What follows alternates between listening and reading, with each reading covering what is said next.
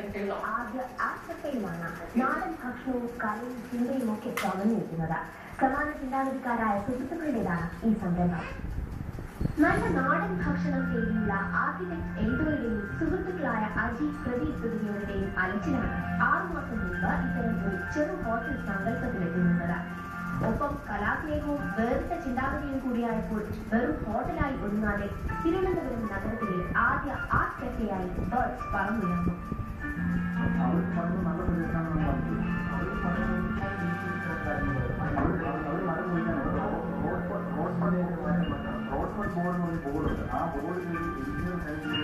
സുഹൃത്തുക്കളുടെ ഈ കൂട്ടായ്മയിൽ ഇപ്പോൾ ചർച്ചാ വിഷയം നഗരത്തിലെ മരങ്ങളുടെ സംരക്ഷണമാണ്.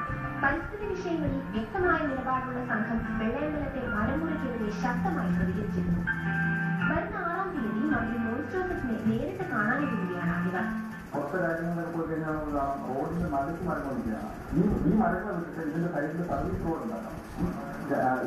ഈ മരങ്ങൾ മുറിക്കാനായിട്ട് പ്ലാൻ ചെയ്യുന്ന റോഡ് 2 സൈഡിലുള്ള ഗവൺമെന്റ് പ്രോപ്പർട്ടിയാണ്.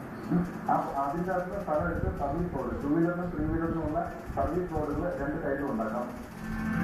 നല്ല ആസ്ഫൽ ബീഫ് പുട്ടും മീൻപീരിയും കരിമീൻ പൊളിച്ചതും പഴം നിറച്ചതും പഴമയുടെ മണമുള്ള ലവ്യത്തും പൊതിച്ചോറും ഒക്കെ കഴിക്കാൻ പുതുതലമുറക്കാരും ധാരാളമായി എത്തുന്നു.